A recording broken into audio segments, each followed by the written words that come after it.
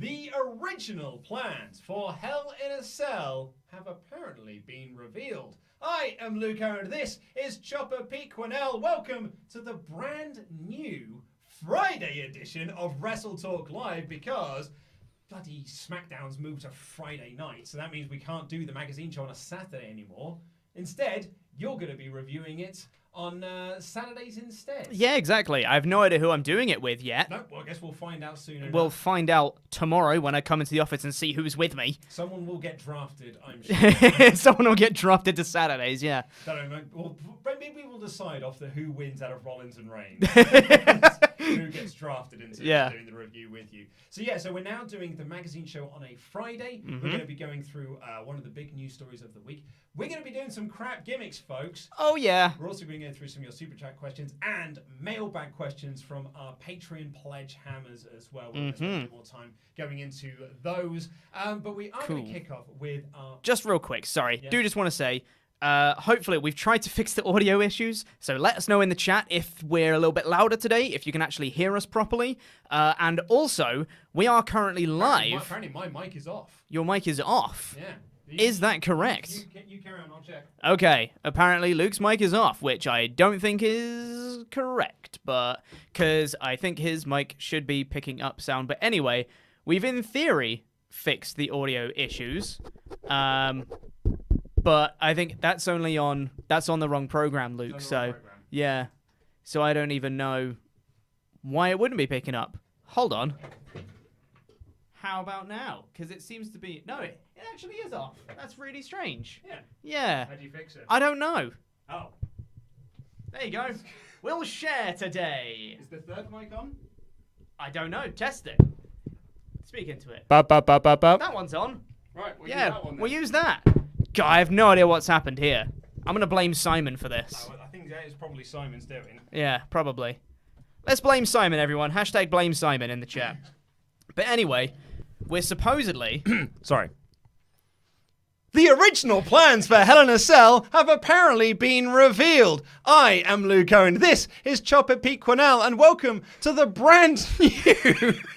Friday edition of WrestleTalk Live, because SmackDown has only gone and bloody moved to Friday nights, which means that Pete and a mystery partner will be reviewing SmackDown on a Saturday, and that's why we're now going to be doing Fridays here instead. Every Friday at 3 p.m. with working microphones. Ideally. We're going to be going through some of the big news stories. We're going to be going through crap gimmicks. They make their triumphant return. We'll be going through your super chats and mailbag questions from our Patreon pledge hammers. There we go. We did it, guys. Flawless. Now, we've supposedly fixed audio issues, which we totally didn't, but we've sort of turned them up a little bit. Good work, Simon. And also... we're also currently live on YouTube, Twitch, and Facebook. Hey! So if you go search WrestleTalk on Facebook, you can follow us there. And if you go to twitch.tv/WrestleTalk, you can give us a follow there as well, if that's your preferred platform to watch things on. But let's dive into our big news story of the week. Now, this was a story I actually wanted to get into my Friday episode of the WrestleTalk News. I say Friday, today's episode of the WrestleTalk News. It'll be going up in a couple of hours after this.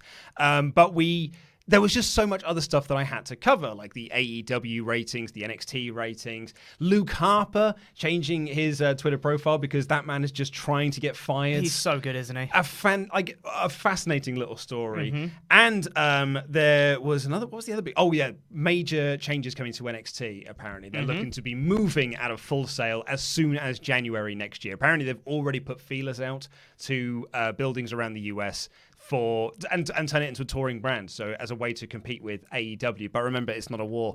Totally not a war. So the one story that I couldn't get into the news but wanted to is this reported original Hell in a Cell finish revealed. Mm-hmm. So, to recap, Hell in a Cell was a bit of a disaster. I think that's safe to say. I haven't had this many messages since I've been working here for people not just saying I'm cancelling the network, sending me emails with the screenshots of them cancelling, sending me tweets with screenshots of them cancelling the network. # cancel the network was trending, I believe it was anyway. So, do you know who cancelled the network that I thought would be impossible? Dan.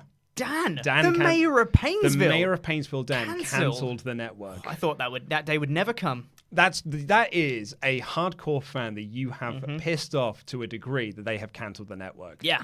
But, insane. And so it didn't quite go to plan, mainly because they did this pretty naff finish with The Fiend against him and Seth Rollins. He was looking to win the Universal Championship. They decided we're going to do a non-finish because we don't want to beat The Fiend this early, but we also don't want to take the belt off Rollins. Probably shouldn't have booked this match in the first place then. And now we're in a situation where The Fiend has lost pretty much all momentum. They knew it was a bad finish. The crowd really badly booed this finish. They chanted for refunds. They started to chanted for restarting the match. They chanted for AEW. It really backfired. Yes, massively. And you could tell that they knew it had backfired because there was not really a mention of it on Raw the following night. Raw the following night, basically said was, the big story of the moment is Rusev's a cuck. Like that's how Raw opened this week. And it was 2.5 hours into the show that they mentioned the Rollins Fiend thing. Mm-hmm. So they knew this went poorly. Oh, yeah. But the report... I mean, you'd have to be deaf to not know. Well, so Sean Ross Sapp, his report was that Vince McMahon found the whole thing hilarious. Apparently he was laughing uproariously in gorilla position. Moron. And Dave Meltzer has backed that up as well and said, like, yeah, those I've spoken to have also said Vince McMahon was in hysterics over the reaction to this show. That's insane. Yeah. That's absolutely insane. But that's the contempt that WWE have for its audience. Yeah. I recommended this earlier in the week, but you've got to look for it. Brian Alvarez's near 10-minute rant that he did before Hell in a Cell. It's so good. Where he talked about WWE's contempt that it has for its audience. And I think it's really true. I've been really put off by WWE over the last week or so, following the Kofi thing, following the Fiend thing, the lack of follow-up to it, and just the Tyson Fury thing, and just like we're putting all of our focus onto Fury and Kane and Brock, and all of these wrestlers that you like just do not matter. Yeah. And that's how I feel that they are treating me as a fan. And, Ollie said on the Hell in a Cell reviews, just like, I know it's silly to feel like this, but I do feel stupid. I feel stupid for liking this product. Exactly, yeah. And that's what it is. And they treat you like a moron who will keep coming back and keep buying tickets and keep buying and keep watching your shows. And for the longest time, we have. And now it's kind of reached a point with The Fiend where it's actually kind of tipped people over the edge to go, no, I'm actually not going to come back and watch it anymore. Screw you. Yeah, absolutely. But we have apparently had a original finish to the match revealed. So the match ended with Seth Rollins hitting The Fiend with the sledgehammer on top of a chair and a ladder and a lunchbox, and that was what the ref was like, no, it's got to stop the damn match. It's the Fiend has had enough. And we need to get to the medics down here to help the Fiend. He hit the armor that the Fiend has on that would help protect him. But that's too far. The Fiend, for God's sake. And I've said this before about characters. I've said this about Kevin Owens before when they've been booking him very badly for the last couple of months. Yeah. They wouldn't have done it with Rollins or Reigns. No. And what they did with The Fiend here, they wouldn't have done with The Undertaker. True. They wouldn't have done this finish with The Undertaker. Anyway, according to Dave Meltzer, this is directly from the Wrestling Observer. The finish of the match was from McMahon, obviously. Shocking. His idea was always that he wasn't beating Wyatt this early, but wanted Lesnar, Rollins, Lynch, and Flair as the 4 champions going into the draft and the new beginnings. The original idea for the finish was that Wyatt would take a gimmick bump off the top of the cell and be unable to continue the match, and that would have made the match stop. Then, after it was stopped, he would pop up like Undertaker and take Rollins out with the mandible claw. Okay, so there's a lot to unpack from that. Oh, isn't there just? So, finish of the match was from McMahon. No surprises there. No surprises. He didn't want to beat Wyatt this early. That's good. That is good. He wants to try and protect Wyatt. Thumbs up. But wanted Lesnar, Rollins, Lynch, and Flair as the 4 champions going into the draft and the new beginnings. I can see that from a PR perspective. If that's the people you want to build the shows around, that's fine. Whatever. Go ahead with that. Don't put Wyatt in the match then. Well, this goes back to the point that we've made time and time again. So many times now. If you had no intention of putting the belt on Wyatt, don't book the match. Yeah. And the thing is, you we ride all back said... You ride back the whole thing. Yeah, exactly. And it always seems Hell in a Cell pay-per-view is the way to screw it up. Yeah, I don't know what it is this time of the year. But if you want those 4 champions, all good. We all said don't put Wyatt in this match. It's too early in his run. He needs more of a build first before he can realistically challenge for the Universal Championship. But after he got put in the match, we were like, you know what? That's fine.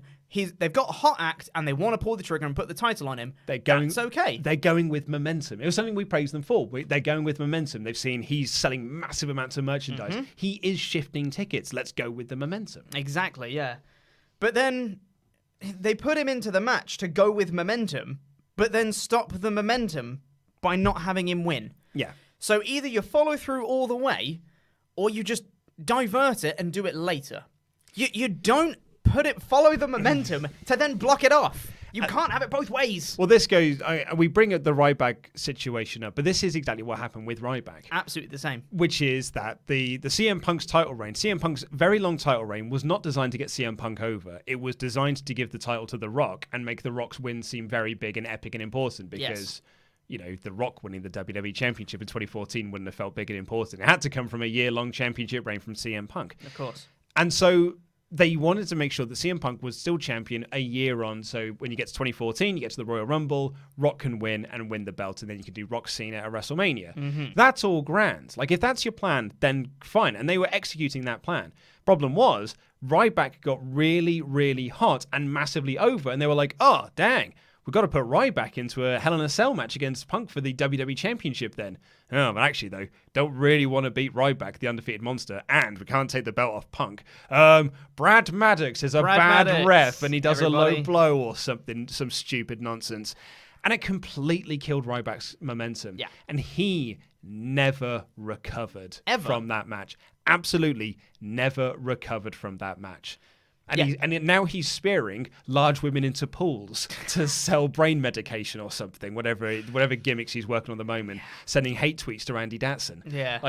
And he's never really, his WWE career never recovered from that match. I'm not saying The Fiend is done.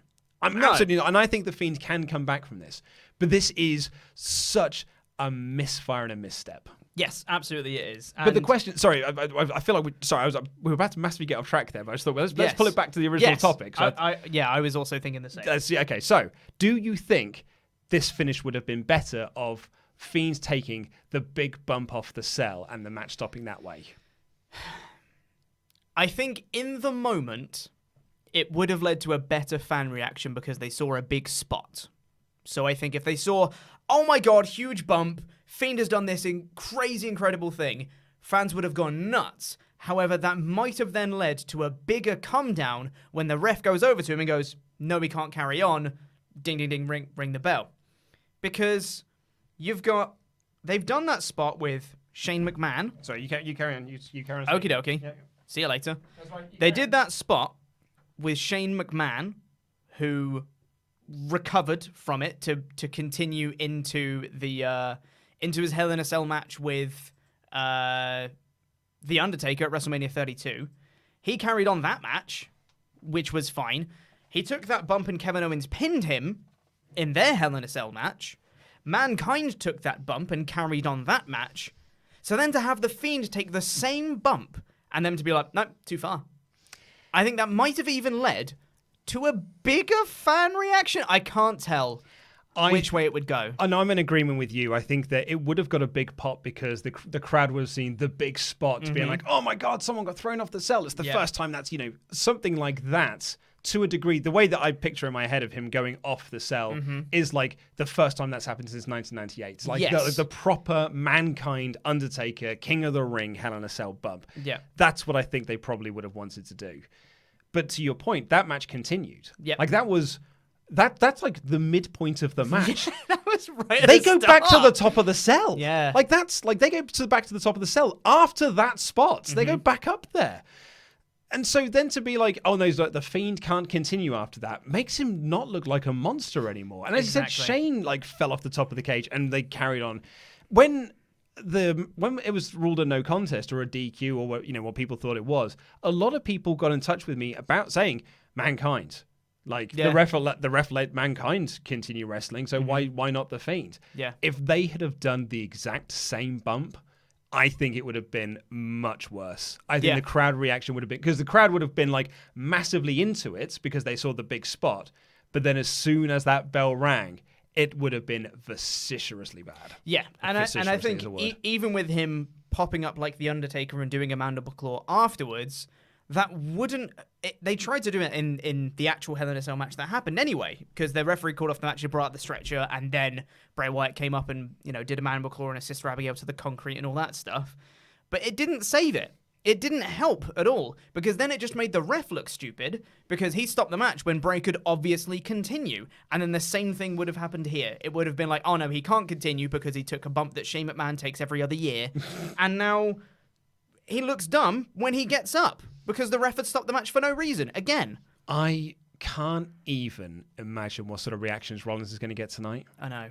I'm thinking about that because he's on SmackDown tonight. He's facing Roman Reigns for like draft picks and stuff. Yeah. What reaction is he going to get tonight? Roman Reigns is going to be cheered. Maybe this is what it was all for. It's all to get Roman Reigns over. It was all a work. It was all work all along. So Dave Meltzer also has this to say as well. He goes, it's hard to say what the plans are and if they're big or not regarding the Universal title. This is in reference to The Fiend. But it doesn't appear Rollins is being groomed for any bigger opponent, so the title change made sense at the time. This is obviously in reference to Hell in a Cell. But since they didn't beat Wyatt, they did the no finish, but in Hell in a Cell, this came on a show where they already did a weak DQ in a thrown together 6-man tag. Yeah. He gave that match -2 stars. And I 100% agree, because it ruined Seth Rollins and Bray Wyatt, 2 stars that they had. They got destroyed, -2 stars. Fun fact for you, it is the first WWE match to get a -star rating since 2007. It's 12 years. Yeah, hot damn. 12 years since Dave Meltzer has gone out of his way to give a match -. stars. Not even the Nexus at SummerSlam 2010 got -. stars. No, exactly. Yeah, no, this was a -star match. But Dave, you read his review. He hated the red lights as well. He really, really hated the red lights. Yeah. Which is actually mixed in the office. It was all right. Ollie quite liked it. Yeah. But Laurie really hated it. No, Laurie liked it. Oh, Laurie liked it. Yeah. Laurie said it was and all right. Ollie hated it. Ollie hated it. Yeah. I wasn't massively keen on it. I didn't like it at first, and the more the match went on, I was like, actually, it's okay. And that was it. It never went past fine. I think it's ruined all of our thumbnails. Yes, it has. All of our thumbnails, like all the bloody saying. Exactly, because we put red filters over the Raw stuff, and now we've got a red filter over everything with the Fiend in. Awful. So that was the original finish to Hell in a Cell, apparently. I don't think it certainly would have helped. No. Would have been the same. Unless the Fiend won, I think the reaction would have been the same, regardless of what they did. You're absolutely right. No matter what they did, unless it was the Fiend coming away with the W, the fans were going to boo whatever happens. Mm-hmm. Which probably begs the question, why'd you book the effing match? Why'd you book the match then? So, let's get on to some of your crap gimmicks. Woo! Crap gimmicks make their triumphant return to the Friday WrestleTalk Live. So, we have got such a huge backlog of this. I feel like crap gimmicks almost needs its own season premiere. I feel like it needs a reset. Mm-hmm. And by that, I mean, because I was going back, these emails we've got are going back to August last year and September last year. The ones we got today are from September of last year. So they are long, long ago. I'm almost thinking we wipe the slate clean and we start afresh. Okay. So crap gimmicks that get sent in to me now, from now on. If you sent yours previously and you've been waiting for it to be read out, now's the time to resend it. Yes. Find that email that you sent back in October last year, resend it to me now, because that will create my brand new list. Okay. That's I've called an audible on this. Yeah. But I just feel like we're never going to catch up on what we've done. I agree. Because we let it get away from itself. Mm-hmm. And that's on us. That's not on you, the people who've sent us these emails. So I'm calling an audible. Okay. I'm doing what they should have done in the Hell in a Cell match and call an audible. Called an audible, yeah.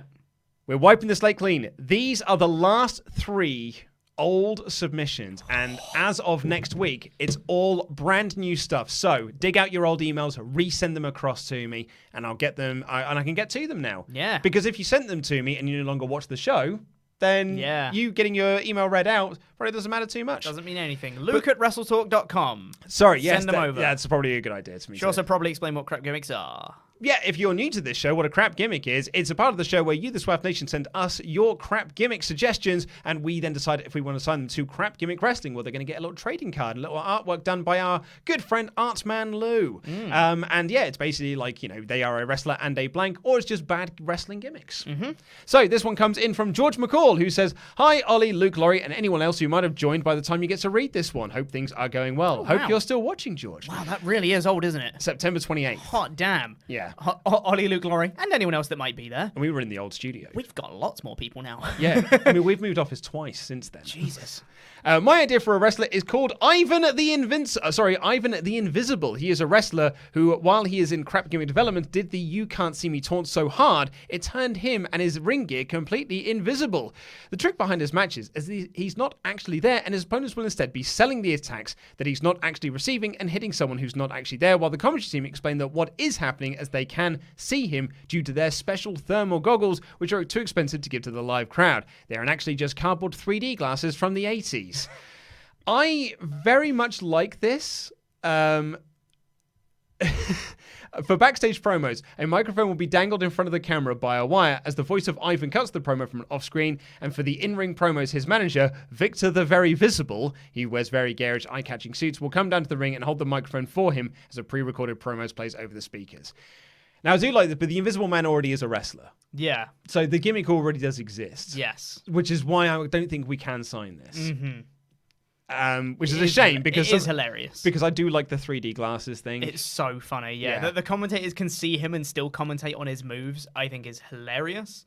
I really like the idea of him just coming down and the opponent's just going, whoa. I mean, Damien Sandow got over by doing his own offense. Yeah, it was It's good. So unfortunately, because the gimmick already exists, we're not going to go with that one. That's a sad time. Jake Kenny sends in a very short one from September 25th to give you an idea of what was going on at WrestleTalk at the time. Hi, Luke and Ollie. My name is Jake from the UK. I'm just going to keep this really short. As the subject is bad gimmicks, I only need 2 words for you guys. Mr. Cultaholic.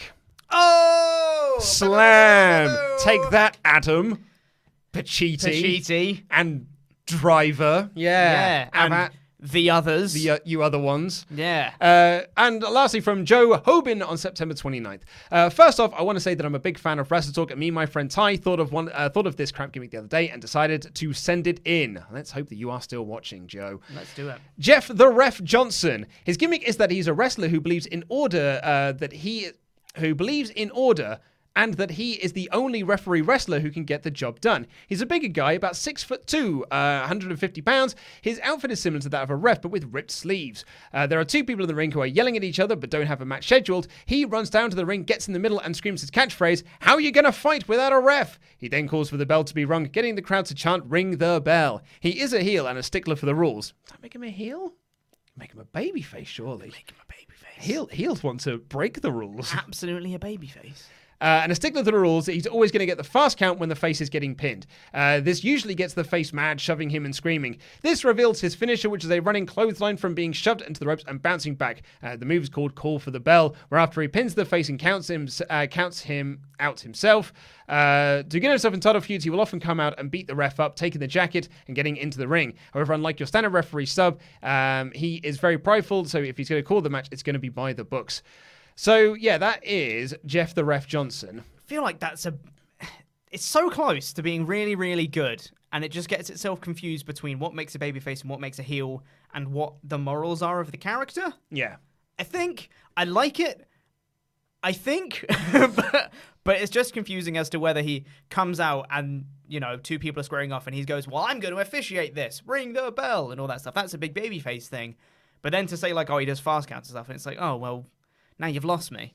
It works if it is you do the big babyface thing, that he's the big babyface ref that is also a wrestler, I guess. But then he when you do the heel turn, that's when he starts doing the fast counts. He starts reffing his own matches. Yes. But as a babyface, he should be a stickler for the rules. Yes. So it's a bit muddled. I'm not sure it completely works. And I think he, as a babyface, he'd work as like a comedy character coming down as the referee when no other referees want to be in the match for whatever reason. Yeah. And he can come down and be like, hey, if he's like happy and dancing and just be like, hey, how are you going to do a match without a ref, or, whatever.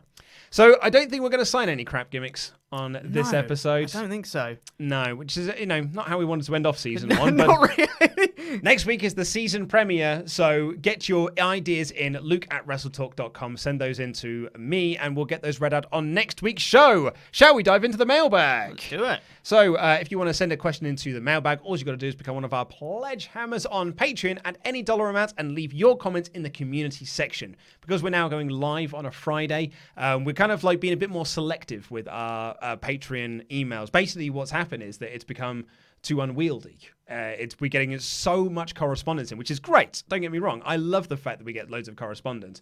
But sometimes the questions are there and they're sort of like duplicate questions. So we're just going to try and do as many of them as we can and try and pick out the best questions. Yep. Like this one from Sawyer, and I thought this was an interesting one to kick us off here.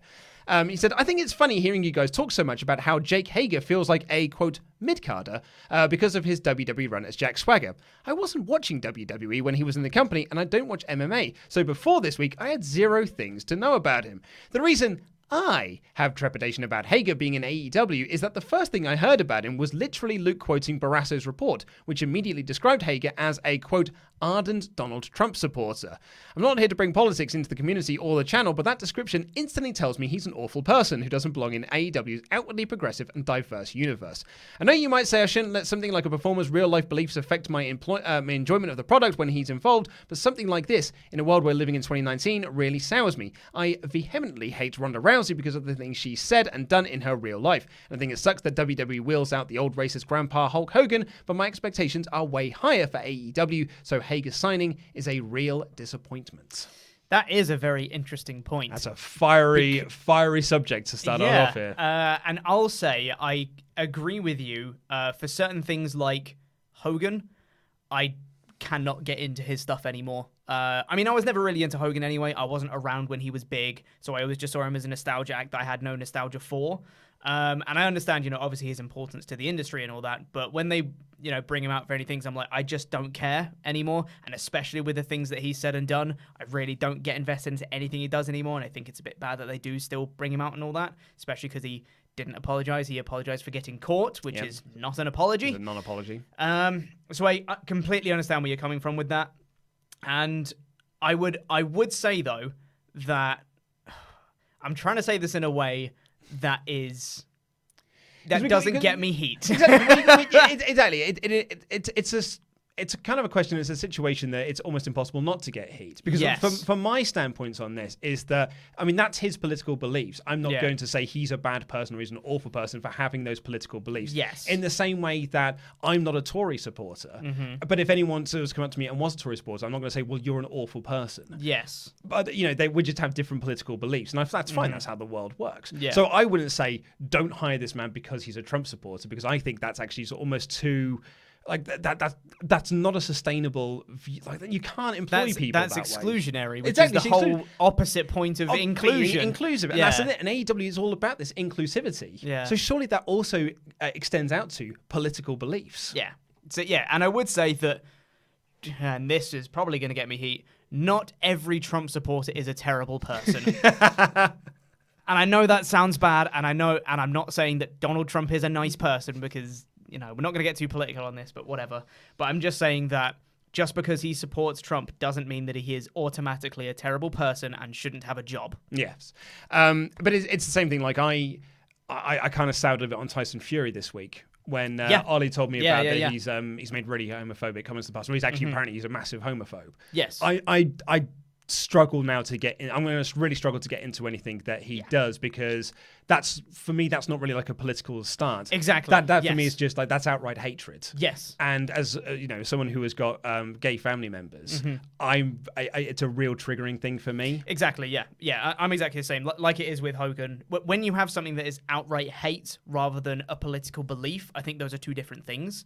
And you can say that one leads into the other, but it might not necessarily be the case, and you don't know. So unless Hager comes out and just be like, I hate gay people, then, I'm not going to judge him for his political beliefs, I guess. Yeah, it's a tricky one, but there's lots of shades of grey of that, because I don't think that my stance on Tyson Fury is also the correct stance to take either. That's just that's now my personal projection onto the situation, as opposed to, I don't think he's probably not a bad person. It's just that if you're making those comments, instant reaction to that is to think that you are, but you're actually probably not. It's just like, there's your beliefs. He said he's a Christian and he's taking it from the Bible, but, I think that's a different... Whatever. Anyway, let's move on to something different. This comes in from Roy Tripp, who says, I've dropped my WWE Network sub. Oof. And we were talking about this on the podcast intro, and actually the start of this. I've been thinking about dropping it for a while now. The best thing about it is NXT, but so much of that is available on YouTube and reviews. Is it really worth 120 quid a year?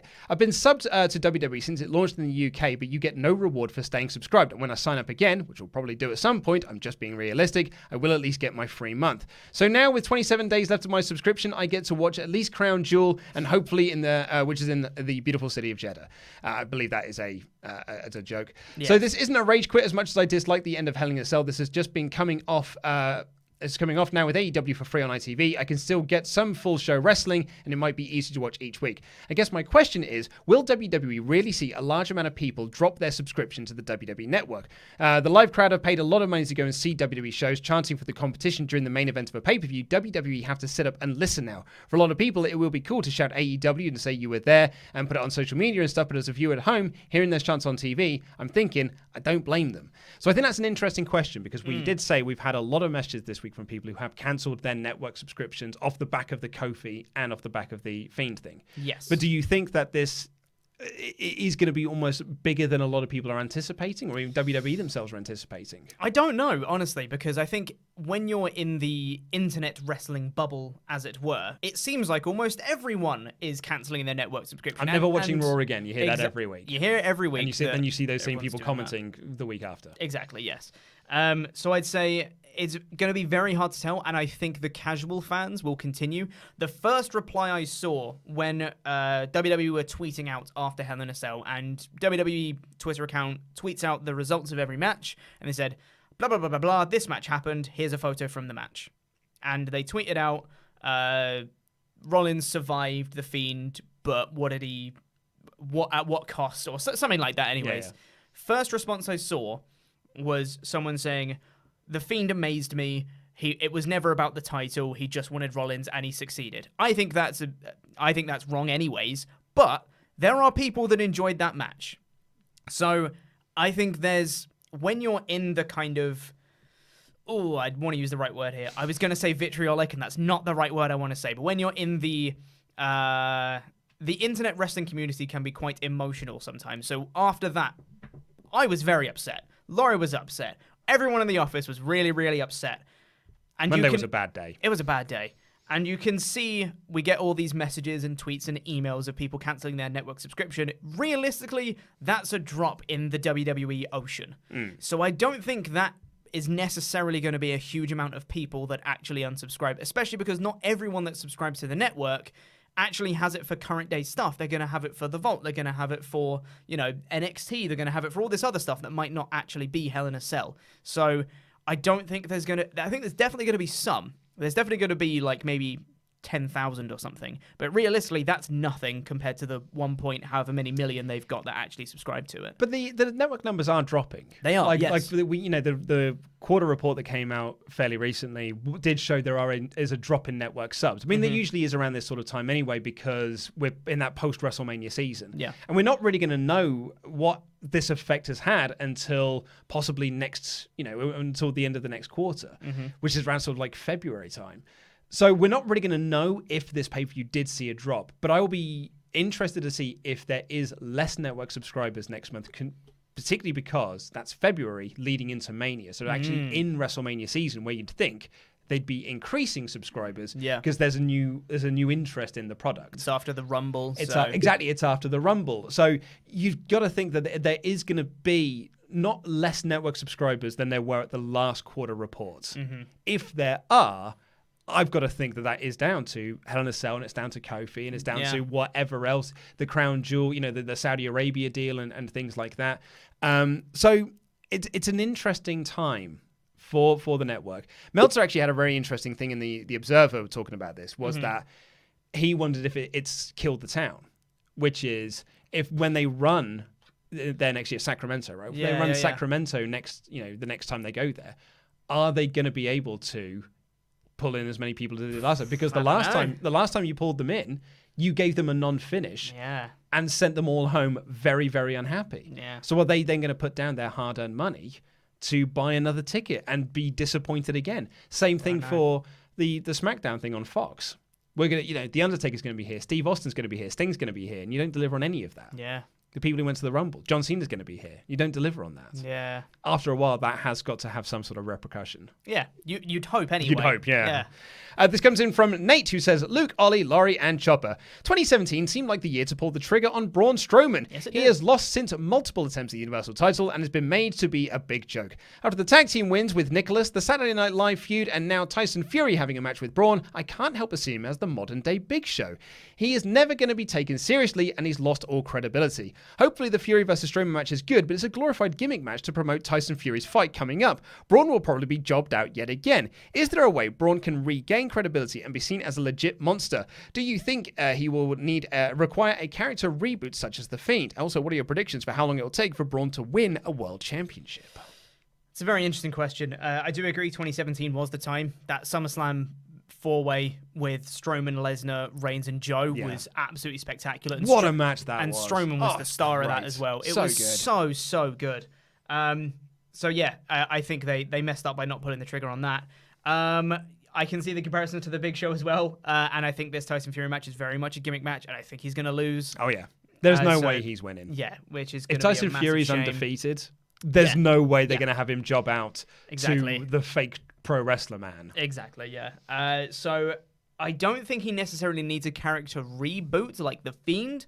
I think if they do an actual effective heel turn rather than just a random one to align with Dolph Ziggler and Drew McIntyre, if they do an actual proper heel turn that actually means something and is like an impactful heel turn, and the thing is, Braun can do big spots that people enjoy, because out of nowhere you've got Bobby Lashley spearing him through, the side of a stage, and everyone goes, "Oh my god, I love these two!" Out of nowhere. That match was awesome as well. And that match was really good. Yeah, great. That last man standing match. So I think if you have some big Braun Strowman theatrics mixed in with an effective emotional heel turn, already he gains credibility back. So I don't think he's ruined, and I think realistically in WWE no one's ruined, because if you have one really, really good segment that catches fire, they're instantly right back up to where they need to be. So it's not too late for him, but he needs something, and going against Tyson Fury is not it. And he's already won a world championship. He won the Greatest Royal Rumble. He got the big green belt for it. That doesn't count. No, you're right. It doesn't count. And for me, Braun always struck me as the sort of man that doesn't really need the title either. So I don't know, yes and no. Yeah, it's yes and no, but like Big Show, they gave him the title and then instantly just wanted to get off of him. Yeah. Like when they first did it in 1999, they were like, "Yeah, we're putting the title on Big Show, but not really though, because you're not actually our top star, and we're going to get off you as soon as we can and put it on Triple H." Yeah. What we were mentioning on the podcast intro. If we end up with a load of big stars on SmackDown and Braun Strowman somehow leaves on Raw, it might be time for him to win the Universal Championship. And if he does that as a heel, you can have him as a big giant heel that a babyface has to overcome, which would actually be a good story to tell. And he can hold the title for a little bit, which makes sense. Yeah. Because I think as a babyface, his title run might not be very inspired. But completely agree. This comes in from Abnahav, heel heat magnet, Abnahav. Hey, Laurie, Luke, Ollie, Pete, Simon, Dave, and SoCal Val. Who's Dave? After Hell in a Cell's finished, people are bashing WWE for its inconsistent rules. Well, it doesn't surprise me, but from the time I've started watching WWE, I've always found the match type rules inconsistent. For example, Extreme Rules, No DQ, Street Fight all have the same rules but different names. Doesn't WWE, or should WWE just put up a cohesive rule structure for their website? E.g., in a No DQ match, we don't have DQs, but you can still lose by countout or not getting up at 10. In an Extreme Rules match, countouts don't matter, but you can't escape from the arena. In a Street Fight match, you can escape from the arena and literally fight in the streets. I have more examples like this. In a chairs match, if you use anything except a chair, it's a DQ. In a ladders match, only ladders can be used. What do you guys think about that? Okay, so I'd say, in theory, yes, having a cohesive rule set is a very, very good idea. Please post that to the website. Have everyone understand what kind of matches there are. I would also say, don't have things like Extreme Rules, No DQ, Street Fight, No Holds Barred that are all the same type of match, because that's really, really dumb. And also, don't have a bloody chairs match, because it makes no sense. Love a chairs match. Ladder match is fine, because you have a different stipulation to win. You have to climb the ladder and grab the belt, which I kind of guess is the same as a TLC. Well, okay, so ladder matches, I'm going to back to the 2000s now. So ladder matches were just like, it's ladder matches, and tables matches were just table matches.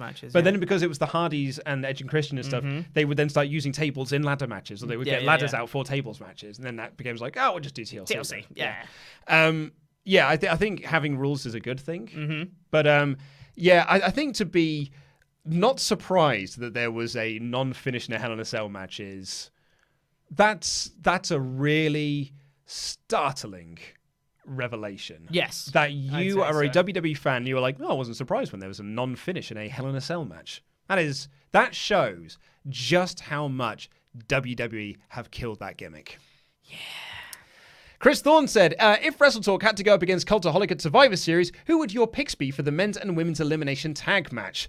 No pressure, Ollie, but this is for the jacket. Also, a massive thank you for James Dixon for sorting out my magazines after I got in touch. The postman butchered them as he forced them through the letterbox at the same time rather than do them one at a time. Bloody moron. Idiot. Idiot postman. Also, buy your WrestleTalk magazine. Yeah.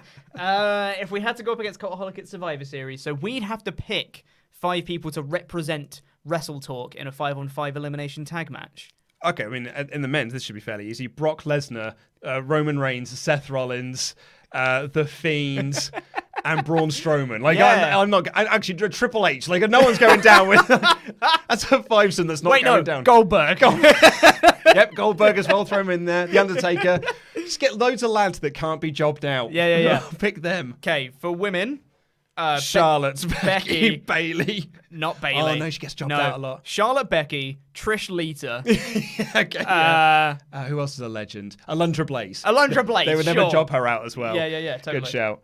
Jobber JJ. Hello, Swaff Nation and WrestleTalk brave boys. I have a question about wrestling trends in 2019. Looking at last week's ratings, and younger viewers doubled in watching AEW. So this is obviously last week's AEW ratings, not the ratings that have just come out yesterday evening. AEW compared to WWE and beating NXT in younger viewers as well. I know WWE treats their fans like idiots. My question is, does sports entertainment work in 2019? I know WWE can do some sports entertainment in a good way, in a bad way.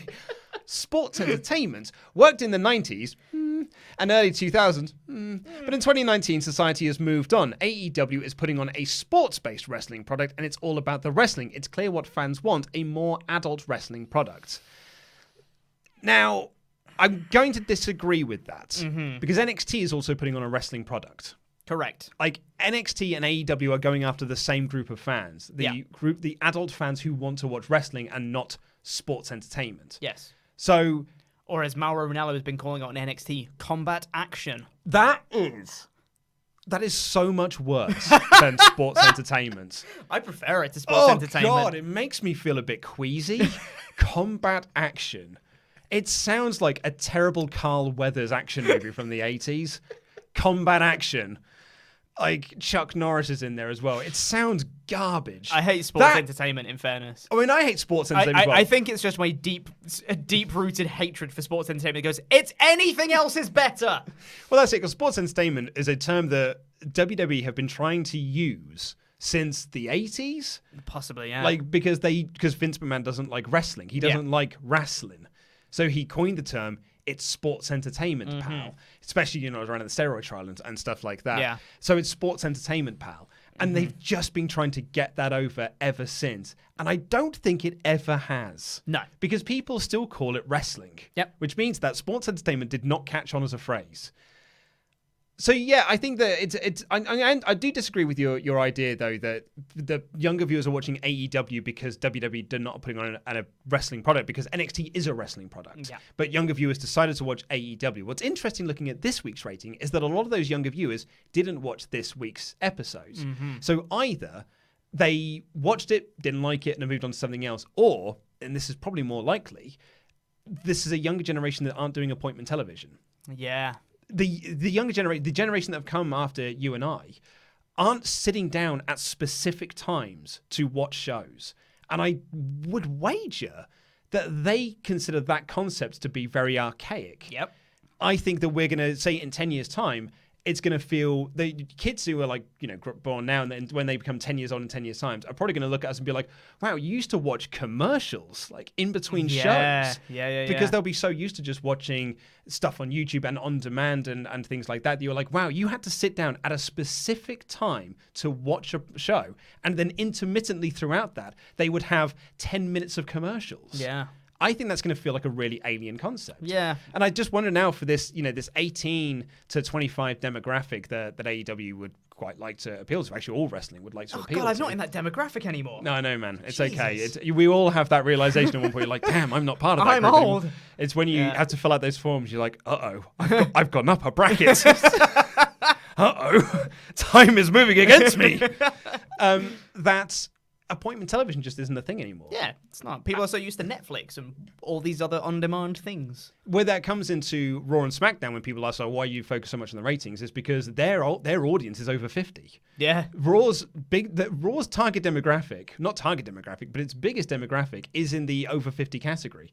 NXT is the only category they beat AEW in is the over 50s. Yeah. They can't get anyone younger than 50 to watch the show, but they can sweep the nation with the over 50s. It's insane. But I guess it's just people who have grown up watching WWE and just have that kind of brand loyalty now. That's exactly it. But I think with AEW, I don't think it was a younger audience switching over from NXT. I think it was a new audience that didn't want to watch WWE in the first place and have been just looking for that alternative. Yeah. That was my reading of the numbers we got last week. Yeah. Right, we've got a couple more here. Brendan M says, hey everyone on WrestleTalk, just wanted to say it's my birthday. Well, but happy birthday. It's tomorrow is his birthday. I think he was still expecting us to be in the old schedule. Saturday the 12th, and as part of my 30th, I'm going to be watching some of the IWA Wrestle Revolution 3 tour and enjoy a little bit of the bubbly. Hey. Any chance of a birthday shout out would make it a lovely time with the boys. And from the SWAF Nation, I'd like everyone to support WrestleTalk and support independent wrestling. Cheers. P.S. Happy birthday, King Chopper Whopper. It's so cool we share the same birthday. Still not my birthday. But happy birthday for tomorrow, because you might be watching this on catch up on tomorrow's show. So happy birthday, happy 30th birthday. You're also going up onto those age brackets in terms of filling out forms. Yeah, that's unfortunate. And lastly, Lorenzo Haynes has got a question for you. It's actually for Ollie, but I'm going to pass it to you instead. Okay. If you could only eat one of these for the rest of your life, which would you pick? Beef, pork, seafood, chicken and turkey. Chicken and turkey. Oh, come on, Pete. You're welcome. I don't even know what to say to that. Given that choice, there's a reason it's at the bottom. There's a reason it's coupled with something else. It's because it's the worst option. In fairness, they also had to put, and turkey, I suppose, as well, because if you ate chicken for the rest of your life, it's the blandest of them. In fairness, I kind of just said that because I know you hate chicken so much. My real answer is beef. Oh, you worked me, brother. Totally bought into that. Oh, my God. But yeah, beef, because I literally couldn't live without burgers, but that's just me. Yeah. Back in my meat-eating days, I probably would have gone pork. Oh, really? I loved a pork chop. Particularly loved a bit of bacon, a little bit of the bacon. Yeah. But you're right, sometimes you can't go wrong. Sometimes you get a nice steak, a big 30-day mature steak and burgers cooked medium rare. That's how you want a steak done. Absolutely. There are times when I'm watching MasterChef and they cook a lot of meat on there. It's the only time where we're a vegetarian vegan household, and it's the only time where the pair of us go like, oh God, that looks delicious. God, that looks amazing. My lady partner has her steak rare. Whoa! Yeah, she likes it bloody, and I'm like, okay, I'm actually living with like a cannibal. Okay. My old band, my singer, he liked his steak medium rare. Yeah. But his girlfriend liked it blue. No. And so she would essentially just take it out of the packet onto the plate. Yeah. And just eat it like that's that. And I'm nuts. like, and that sounds like an animalistic. Yeah. Right. Literally. So let's get into, blimey, we've got quite a few super chats. We need to get into these. So on the subject of Hell in a Cell, this comes in from Firefly Fan, House Eden Madden. Firefly Fan, I did say it right. What's your favorite wrestling move? Mine is Sister Abigail. Mine is probably either Deep Six or End of Days. They're both very good. All from the same king. All from the same person. You kings stick together. Currently, my favorite finisher move probably is Black Mass. Oh, Black Mass is so good. Yeah, it's a great shout. Absolutely love it. M.A. Campbell, it's almost like they booked the match too early. You're right. Absolutely correct. You're right. New Punk Rants says, aside from the commentary, the finish was... Here we go. Here's the hot take. Here's the hot take we need. This is a hotter take than saying you would take chicken over beef. Aside from commentary, the finish was brilliant from a story point. Bray wanted Seth to let him in. The fact that he couldn't have risen at any moment, the fact that he could have risen at any moment is proof. Okay, so I can sort of see that. So you're trying to say that... Sorry, guys, to continue, we all forgot to take the depth of the character. I think everyone is getting swerved. If Vince was panicked, I'd be more concerned. It's hope. Okay. I think you're more hopeful there. Yes, I'd say so. And I think that the story is almost there for Bray to just be like, hey, I want Seth to explore his demons and he wants me to, let him in, etc. and all that jazz. It was almost there. However, they stopped the match because of a weird finish. And then Bray just kind of laid there for an hour while the stretcher came out. And then he went, surprise! And then did a mandible claw when he could have just, stood up. And the reason why I'm going to disagree with you, New Punk Rants, although I do appreciate you getting in touch, and I do appreciate the optimism you have for this, it wasn't the story they were telling going in. Yes. The story they were telling going into the match was, I want to hurt you. Yes. I'm going to be your nightmare, and I'm going to see you in hell. I'm going to end you. Mm-hmm. And then they flipped that in the match to be like, no, I want to make the worst part of you. At least that's what a lot of people have read out of that. Yeah. If the story you were telling was he wanted to embrace the hate, pretty much, which is, it's the John Cena feud. Yeah. If the story you're doing was embrace the hate, that's the story you tell going into the match. Yes. And that was never the story they were telling. Exactly. So you can't then just retcon it and be like, this is what it was all about. It's the same people who've been like, it was never about the title. If it was never about the title, he would have said in his promos, this is not about the title. Exactly. So that's where I would disagree. Yes. Derek Ayala says, do you think WWE really don't see Bray as a big draw champion? Bray is gold with his promos. It doesn't matter what character he is, but when it comes to the big match, he always fails. Yeah, he does. And it's a shame because we've actually got proof of him selling merch and being a literal draw. And yet they still didn't pull the trigger when they had the chance. So I don't know at this point. I don't know what they see as in Bray. I'd be curious to know if they just don't see him as a champion. I mean, they only gave him the belt the first time round because they wanted to give it to Randy. Exactly. Like that wasn't to be like, hey, we. Such a good moment as well. It's like, oh man, we're finally putting the belt on Bray. It was more like, there you go. Can you hold on to that for a second? Randy's going to take it off you in 3 weeks' time. Hold this for a second. Randy's not here at the moment. So yeah, hold on. Keep this warm for us, will you? Yeah, literally. So I don't know if they do see him as like someone who could lead a company. Josh D. Denomics says, I just want to forget Hell in a Cell ever happened. I can't even be excited for the draft because I know the Fiend will be there and he won't feel as special. Yeah, the Fiend is part of the draft tonight. He's in pool 1. Yeah, which I said it when Laurie and I were doing the live reaction to Hell in a Cell as well. I was like, I'm so nervous for this match because if they ruin it, I'm going to be so upset and the Fiend will be ruined from here on out and he won't feel special anymore. And I'm not going to say that he's ruined because I made that point earlier. I don't think anyone is ruined in WWE. You can always come back from it. But I think, he's going to turn up and I'm going to be like, oh, that's cool. And that is going to be even worse than me just going like, oh, they ruined him and he's so bad. I think me just being like slightly less excited for him going to be, you've ruined it. You've ruined my excitement for him. And now he's just okay rather than really, really bloody cool. I'm also not going to say that he's ruined. I think it's too early to say those sorts of things. Yeah. I wonder if we're going to look back on this match in 5 years' time and be like, oh, that was the moment. Yes. That was your suffering succotash moment. That was... You stole my thunder. That was what I was going to say. Sorry. That's his suffering succotash moment. He's not ruined yet, but I think any match moving forwards, he's going to get worse and worse and worse and worse. And he's going to... Very possibly, yeah. I'm holding out hope that he's going to be fine. It all depends on how you follow this up. It all depends on the next feud. Yeah. If it was me, I would keep him far away from the title. Mm-hmm. Don't do the title stuff anymore. But even then, that feels like a major step down then because all of a sudden he's just going after different people and being like, hey, I'm lost to getting a title, but if you're not going to you now. But if you're not going to put the belt on him, then you can't book him in more title matches. And I'd say literally the solution to this, Survivor Series, put him in a title match, have him win in like 5 seconds. Just have him dominate. That's fine. You've recovered it. It's not Brock Lesnar. Well, you know what I mean. But just do that, and he will feel cool again and different and special. And that's what we need back.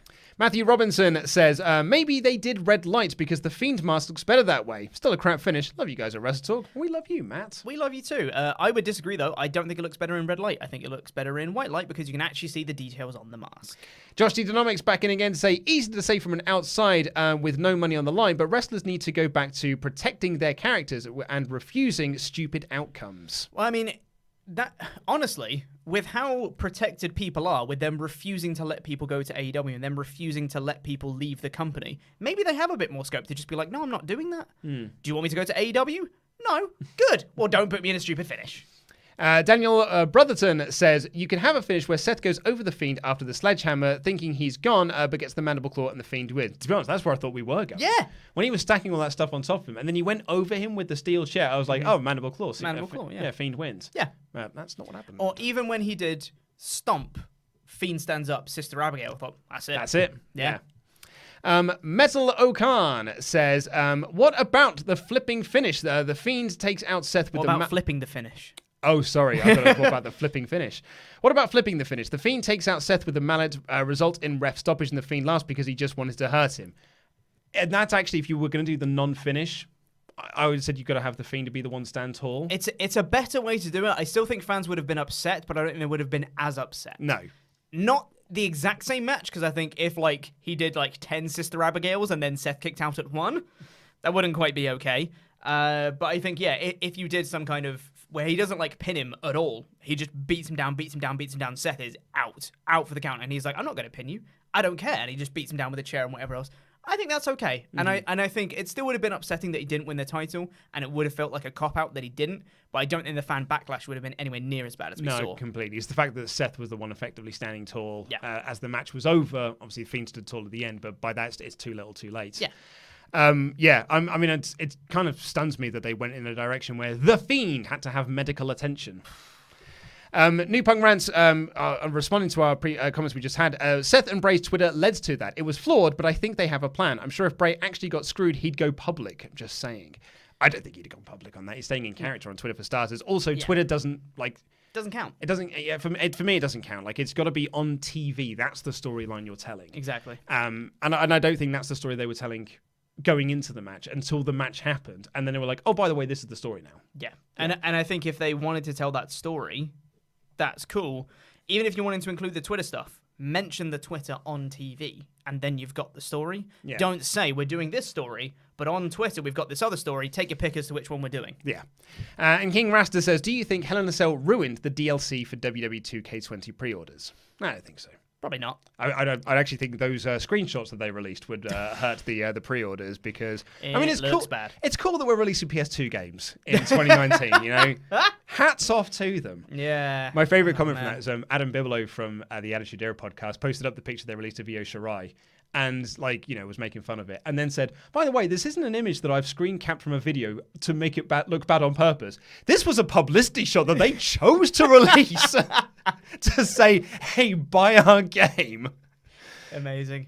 We've got some about Seth Rollins now. Jobber JJ says, "Can't watch live. Sorry emoji." Is there a sorry emoji? Not sure. Thoughts on Seth using hashtag he's not cool? Alvarez said turn him heel or keep him off TV. Yeah, so all of Seth's tweets that he's doing now have at the end hashtag Seth Rollins is not cool. So my favorite tweet I've seen about that was someone retweeting him saying man, Lisa Wood had "she's a crack whore" chanted at her, and she took it way better than he is. Yeah, that's true. Because he's just been booed, and he's like, "Right, I'm cool. Yeah. Survive and prevail." I've proper turned off Seth Rollins this year. Yeah, me too. Yeah. And do you want to do our last one on Seth? Yeah, Triveshkar Purai said, "Seth's music hits, fans boo. Also fans, burn it down." I would imagine, actually, yeah, we will all be chanting burn it down. Are you saying boo or burn it down? It's because burn it down is going to be one of those things that people just it's we the people. Yeah. Well, me and Ollie, way back when, you say about Roman, even when he'd be cheered in a match, which would happen a lot, he'd always be booed for his entrance because just that just instantly your reaction is to go boo, because that's what I always hear on TV. Yeah. It's a Pavlovian response. That's it. On the subject of the draft, which is happening tonight, Steve Wynyard says WWE have teased a brand-exclusive championship swapping brands, e.g. Becky on SmackDown, or even 2 championships on the same brand at Becky and Charlotte on the same brand. Thoughts? I mean, I'm fully expecting Becky and Charlotte to both be on SmackDown when all is said and done. I don't even know how, unless they do a title match because they're both champs now. Yeah. Or Becky just vacates. Vacates the belt and it goes back to Raw. Yeah. I don't know. But and to be honest, actually, I would not be surprised if Becky, Charlotte, Brock, and Seth are all on SmackDown. Becky, Charlotte, Brock, Seth, and Roman. And Roman, well, I think top 5. I would say those top 5 are likely to be on SmackDown. Yeah. And then whether you just relinquish the Universal Championship or whatever. And Raw. And the Raw Women's Championship. It is the B show now. It's so, true. I mean, I honestly, I'm not saying that that's my prediction. I just would not be surprised Yeah. if that's what is going to happen. Yeah, that's true. James Robson says, Charlotte versus Bayley in Hell in a Cell tonight. What? Oh, is it Hell in a Cell rematch, not in the cell? Okay. Thank you, Mod Mother. Thank you very much. That little note for us. Crikey, I was going to do Hell in a Cell match. That would have had us freaking out, yeah. Yeah, really would have done. Yeah. And is it for the title? I'm going to assume so. If it's a Hell in a Cell rematch, maybe something could happen with I'm going to guess it's a title match. Yeah, you do the next one. I'll have a look. Yeah, that would probably change what happens if it is a title match or not. Dina Sisai said, am I the only one confused as to why Rollins and Reigns are representing Raw and SmackDown tonight? Have they already been drafted? Why represent a brand that you might not be on by the end of the night? Luke and I were talking about that exact thing on the podcast intro, saying it doesn't make any bloody sense. Yeah, from what I can gather, it's a clean slate. Yes. And no one is attached to a brand No one has a brand as of tonight. At least I don't think so. Yeah. But maybe they do because also Rollins and Reigns also have a brand. But maybe they do because Reigns is a SmackDown guy. Yep. And Rollins is a Raw guy. Yeah. So maybe we are still got our brand exclusive rosters currently, but then they are just going to change. But then Which begs the question, what's the point of the pools in the first place? Oh yeah. Because then the question is that like all the people that get drafted to SmackDown can't be on Raw the following night. Yep. But the people who aren't part of the second pool, who some of which are Raw and some of which are SmackDown, can be on Raw. But the people who are drafted on SmackDown tonight can't be on Raw the following night until we get to the smaller on SmackDowns that follow it. So right? if the people that are in the first pool that go on tonight's show that aren't drafted to SmackDown and then can't be on Raw also can't be drafted, I'm so confused. Yeah, no, I think so it's. Only WWE could make it this confusing. And the Mod Mother has gone to say, yes, it is a title It's match. a title match on tonight. Okay. I think Charlotte's winning. Yeah. I mean, I don't know why they'd do a title match unless they were going to do some shenanigans and maybe have Charlotte lose it. Because it's a Charlotte. But then Charlotte can win again to make her an 11-time champion. Of course. No, she's already the champion. Yeah, that's what I'm saying. Charlotte can lose here because they can just it's another title reign that's just another number. Oh. They don't actually want her to win it. They'll just have her lose the title, then she can win again at another point, and then it'll be like 11-time champion. Yeah. I'm going to move on from that. Generally, about WrestleTalk, Jude Augustine says, Luke, your voice. I don't know if that's a good thing or a bad thing. Might have been that Luke's mic's off. I don't know. Oh my God, could be. Could have been that. Caleb Maldonado, Chopper Thoughts. See if you can read that one. Gallerian? I mean, no one's really know how to pronounce. We've only seen it in writing. Gallerian, Ponyta, not being fairy. It's honestly pretty good. Galarian Ponyta not being fairy is fine. I genuinely don't care because it's Pokemon. It's inherently it's inherently dumb. I've caught up now. And just because something looks like it should be a type doesn't mean that it is. Galarian Weezing is a fairy type, and it doesn't look like it. I don't care. It still looks cool. It's a good Pokemon. Get over it, is what I say to the entire Pokemon fan base. Just get over it. Is this some sort of big controversy then? It's a Pokemon that is like, it's a little horse that's got, instead of, it's normally got just like normal like fire on its like main neck and on its like legs. And they've got a new version for this region that we're in, which has like pink flames and stuff, and it looks really rad. And it looks really cool. And everyone's like, oh well, it should be a fairy type then. And Game Freak gone, no, it's psychic type. And people have been like, but it looks like a fairy type! And it's like, well, it doesn't matter, because it's not, is it? The internet's freaking weird. I know, it's dumb. Carrot, take us into the next. Yeah, so we got some about AEW. Matthew Robinson said, AEW Talk, I think Young Bucks were eliminated to highlight other teams so they can keep hot by themselves without the tournament. AEW doing it right. No, I completely agree. Yeah, agree, 100%. It's me and Ollie were saying this on the review yesterday, is that it's the great result either way it went. Like, it elevates Private Party, or you keep the best tag team in the world in the tournament. Like, it was a win-win situation for AEW on this one. And I mean, for me, the Bucks being out of the tournament isn't massively a surprise, because it does feel like they're feuding with Santana and Ortiz. So now you can take that away. You can put that over here, because Santana and Ortiz aren't in the tag title tournament. So you can have that feud running separately to what the tag title stuff is. So yeah, I thought it was pretty good. Yeah. Anshu Kamal said, hope you guys are doing good. We are. AEW has beaten NXT over the last 2 episodes on ratings, but total viewers declined in the second episode for AEW, but remained same for NXT. They didn't. They dropped a little bit, but still. What are your views on its cheers? Yeah, no, I mean, both saw a drop, but that was to be expected, because AEW is not in its debut episode anymore, and NXT didn't present a show that was a takeover card. Yeah. So it was always going to drop this week. I think Meltzer's point on it is very interesting, is that AEW's drop is, it's not great, but it's still way above what TNT were after. Yeah. TNT wanted 500,000. And really? That was all they were expecting, was 500,000. And they're doing over 1 million still in week 2. Week 3 and 4, that's where you're going to start to look at it and be like, right, okay, well, now we can sort of see where we are. And we talked about it earlier, about the sort of appointment television sort of thing. Yeah. But with NXT, this is its 4th week. This is its 4th week on USA. Yeah. And it's gone from 1.1 to under 800,000. Yeah. And is that more of a concern than sort of AEW in its 2nd week? I don't think it is just yet, because it's still in its sort of embryonic stage. And also, I'm sticking by with what I thought originally about this, was that this was never about winning. This was about siphoning away viewers. Exactly. It was about stopping people from watching AEW on TNT. Yep. That's why I figured they did it. Yeah, and honestly, having 800,000 viewers for your developmental brand is really bloody good, honestly. That's exactly it. Exactly. And 800,000 viewers on cable television it's a good number. Yeah. Brian Alvarez was on Chris Jericho's podcast this week. Really, really good interview, actually. And he talks about how that even when wrestling gets, people go like, oh, that's a bad number, it's still way above what most other TV shows do. Wrestling always just draws very well for TV shows. So when Sinclair are very happy with the numbers that ROH does. Yeah. Access are always happy with the numbers New Japan gets, even though they're not massive numbers. They're very happy with those ratings, because they're exactly what they're after, and it's probably the highest rated thing they've got on their show, on their network, at the time. Sure. Sean Turner said, I didn't watch TV in years, watched AEW, feels weird. Yeah.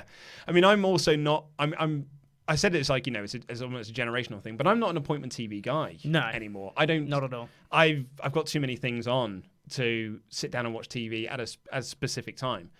Even now, there's only 4 TV shows I watch a year anyway, aside from what I do for work, and which is The Apprentice, Bake Off, MasterChef, and Taskmaster. You're so white.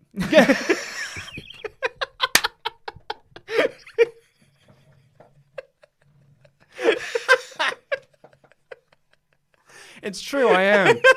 I am pure white bread. Absolutely the whitest of white breads. I can't even. I'm that white. Don't put me in a toaster. But those unfortunate. And all 4 of those shows are on at the same time. This is the only time of the year where me and my wife are actually using the ability to record shows. Yeah. And then be like, oh, we're going to try and catch up on all of this sort of stuff now. But it never happens apart from that. This is the only time of the year where that happens. Yeah. All right, what else we got? I think we've got a couple more on AEW. Mr. D said, with all the hype surrounding AEW, am I the only person that recognizes that it's using the same exact tactics as TNA? Is it using the same exact tactics as TNA? I know zero about old school TNA, so it's using the same tactics. It's using the same tactics as WCW, but then I suppose TNA were just copying what WCW did. So maybe, you could make that argument. But I don't look at AEW and think oh, it's a TNA clone. Yeah, I certainly look at them and think oh, it's a WCW clone, because it does feel like a WCW. They probably need to snap out of that before it gets too late. Hey, it was successful all the time. Oh yeah, and it was drawing really good ratings until they sunk 62 million in 1 year, because it was run by morons. Yes. So yeah, I mean it's an interesting point. I'm not sure I completely agree with it, but it is an interesting point. So you got one more. I think the Mod Mother's posting in another one as well. Possibly. Jesse Venable said that John Moxley segment was great character work in AEW. Yeah, I mean, I've been really enjoying a lot of the character work on this week's show. That was my favorite thing about AEW this week. Was not just that it had great wrestling. It was all about building character and story. And there was some just really, really, really good character work and story work throughout this show. I thought it was excellent. Yeah, really, really great. And actually, you can see in the news that's going up after this has gone live. But man, it's like a universal opinion. It's like that was a 5 out of 5 show. So it'll be very interesting to see where people go after this in terms of how they feel about AEW. So miscellaneous now. Matthew Robinson said, I'm glad I watched WWE through other means so I don't give them ratings or money. Don't know why people do it. Luke, tell me why. I don't like Mondays. I would say it's bad to pirate things, so don't do that. I agree. WWE can't do long-term booking. Why not just do 3-month bills and have all the stories one major pay-per-view to another? And that's what they sort of do, really. Sort of, and then they have pay-per-views along the way, which end with referee stoppages and double countouts and things of that nature. Even at SummerSlam. Matthew Robertson again says, you can do after Survivor Series to WrestleMania and then to SummerSlam and then SummerSlam to Survivor Series, and people would actually like your story products. If ratings go bad, switch the pay-per-view. I mean, that's what they used to do. Like that's the old pay-per-view model, was that you would build from one pay-per-view to the next. So yeah, I mean, it's not a radical idea, but it is a good idea. I would say it's actually how their story used to work. I would say that every feud doesn't need to be 3 months. There are some feuds that are very, very good for a month, like a little mini feud. So I'd say kind of do what NXT does. You have your mini feuds and you have you got several plates spinning, and then you build to a takeover thing, which is a big deal. And then after your takeover, you kind of go back to your mini feuds and loads of plates spinning and a well thought out division. Yeah, no, I completely agree. Mr. A. Campbell, thoughts on NWA Power? I mean, I've already given my thoughts in the news. Yeah. So what's your thoughts? Have you seen it? Show? Nope, have not seen it, unfortunately. It's an interesting experiment because it is like it's meant to feel like a time capsule show. Yeah, I've heard it's pretty good as like an old school throwback. Yeah, I mean, really, there's only one match you need to watch, which is the main event between Aldous and Storm. But then again, I think that's the point, is that, which is what the old shows were. It's just lots of squash matches and then a big main. So it was good. I found it charming, to be honest. Yeah, but Eli Drake's such a great promo. James Storm is such a good on-screen presence, and Nick Aldis is like, he is star personified. Like, he is absolutely. He's got so much star presence about him. So it has got a lot of things going for it. Yeah. And it's got Kingston and Homicides. That's a good tag team. I didn't realize how tall Nick Aldis was till I saw him at MediaCon last year. I was like, oh my god. Oh, he's a big boy. Hello. Yeah, he's Jesus. He's a big boy. He's a big man. The Zornice, I quit WWE because it was no longer the way to get NXT. That's fair enough. Yeah, we didn't even talk about that. One of the reasons why people have been cancelling network subscriptions because they don't get NXT on Wednesday nights anymore. Which is what a lot of people are keeping hold of it for. Yeah. Yeah. So that's a big deal. And effectively, if you're outside of the US, you're more or less been screwed. Yeah. Over the them just trying to stick it to AEW because we don't get NXT until like 24 hours later. Yep. It's been, which is what a lot of people sign up for, as you said. Deep Singh says, hey, Luke and Pete, do you think that once the XFL starts and Triple H gets more control of WWE, will it get better since Vince will be away? I've heard that Vince will still be attempting to run the shows. Granted, he's going to be more busy, but I don't think Triple H is going to have more control. I think Vince is already kind of building up that team. It's going to be kind of more Heyman that's going to be running Raw, and he's already got a team of people running SmackDown because Bischoff can't do it by himself. But yeah, I don't think Triple H is going to get more power. I think he's already going to be more focused on NXT, and I think Vince is still very much going to have a hand in what happens on Raw and SmackDown every week anyway. You say hands. I think he'll still have 100% full control. Yeah. Even with the XFL, he's not been at TV. He also doesn't sleep because he's not human, so he's got enough time. But he's not been at TV a lot this year. And the TV has been run by Heyman and Triple H and Shane and Dunn and Pritchard and Ed all Koskey these Ed Koskey and all these guys. They have been running these shows without Vince there. But Vince is always there because they have to call him and get things signed off. Yeah. Just because the XFL's coming does not mean that Vince will not be signing everything off and rewriting scripts and not throwing things out at the last minute. It's still going to be the Vince show. Yep. And it will be that way until he dies. Yes. 100%. Until that man is in the ground, it's going to be the Vince show. Yep. 100%. Daniel Brotherton says, what about Vince saying stars are too pro wrestling? I don't Yeah. even know what that means. Well, I mean, I think it's because, actually Alvarez and Jericho talk about this as well, is that WWE don't want to push stars now. They don't want to create stars because their star is the brand. yeah. So you don't want a star that outshines the brand itself. Kind of like Rock. Kind of like Rock did, exactly. Cypher versus everyone says, Pokemon. why have we never seen a shirtless Roman Reigns? We have Yeah. in FCW. Now, my theory on this is because he's not got a body that Vince likes. Yeah. He's not got a front. That's why Baron Corbin was wrestling in a shirt. That's why he now wrestles in a vest, because Vince doesn't like his body type. Yeah. So made him put a top on. That's why Killian Dane was wrestling in the singlet that he moved to. Vince didn't like the body type. So I think that Roman has got a body type he doesn't like, and so he wants it covered up.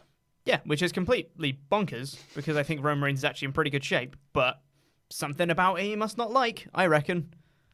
I like this one. So Ansu Kamal says, it sucks when moderator misses your super chat. And our mod mother has put a note here saying, you were reading their super chat when they sent this. Patience is a virtue. Very good. Pratik Pangaj, do apologize if I butchered that. I love this pairing. It's been a while since you and I have done a video together. Hasn't it? Yeah. I can't even think. It would have been a magazine show, I would have thought. Yeah, for sure. Probably when Ollie couldn't make it because of business or something. Business. I do videos with you, man. Yeah, it's good fun. Jay Patel said, what happened to Rated R Patreon podcast you guys released last week? It's now not in the feed. Huh. Really? I will look into that because it is on my feed. Is it really? Yeah. What, the Ramble Club? Yeah. And you read another message. I'm going to quickly check because I'm pretty sure it's shown up in my RSS feed because I subscribe to it to make sure it works. Lucas Harrison says, why is Kevin Owens not showing on the WWE website? However, we have literally this second got a note from the moderator, from Modmother. Kevin Owens is in the alumni section of WWE.com. Yeah, he was fired. Was he? Yeah, that was the whole storyline with him and Shane, is that he was fired from WWE. So, of course, he's in the alumni section. But I thought he got to fire Shane, Yeah, but they haven't updated the website yet. But they didn't put Kevin Owens back in. No. But he's part of the draft pool, isn't he? Yeah. They just haven't updated... No sense! It's just... It makes sense. They just haven't updated the website. So he's not fired. No.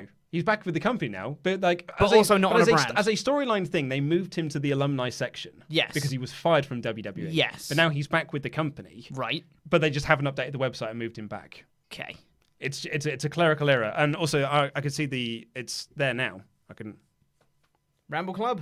Baby, do you know what that's worth? Ooh, heaven is a place on earth. That is what you That's can how expect. every Ramble Club starts with a bit of karaoke. That is what you can expect if you are at the $10 and above Great level. stuff. And thank you to Pratik Pankaj. Do apologize again for butchering that. For your super chat and no message. That is in the books. That's what we've got time for, I think. A flawless live stream. You know what you should do, though? You should go over to Screenstalker right now. Oh, we just have one more coming. Sorry. We have one more come in. Sorry. Deep Sing. Deep Sing. Randy Orton has said something about it on a news report, saying that Roman Reigns had a great character since he's the only one to work. Great character since he's the only one to work his shoulders and biceps. Doesn't even have abs. It's fine. That's good. That's amazing. Please plug away. But yes, please head on over to Screenstalker right now. If there's any moderators that fancy going and getting the Screenstalker link and putting it in the chat, that would be great. You should go over there because we're going to do a live stream very, very shortly featuring Laurie and Simon, and others probably will be here, maybe. Yep, they're going to be reviewing Gemini Man. Yes. Yes, they're going to be reviewing Gemini Man, which they actually have got quite a lot to say about. Yeah, they do, and it's surprisingly good. Yeah, they said it's pretty all right. It's actually and pretty all right. Game of Shame. It's me on the Game of Shame this week. I'm going to be playing Castlevania on the NES for the entire live stream. I'm going to be cutting back and forth to see how I'm getting on with my progress. Never beaten the game. Never 30 ever. years. I've never beaten that game. And I'm still trying. Yep. Eventually I will beat it. So hopefully, And maybe today will be the day. maybe We'll see. today And is you're the gonna- day Luke will beat Castlevania. And you'll see me do it live. And that would be amazing. So head on over to Screenstalker right now to go and watch that. Yes, but if you are watching this on Catch Up, please click the videos that have just appeared on the Let's Catch Up with the latest WrestleTalk awesome things. I have been Luke and this has been Chopper Pete Quinnell, and that was wrestling.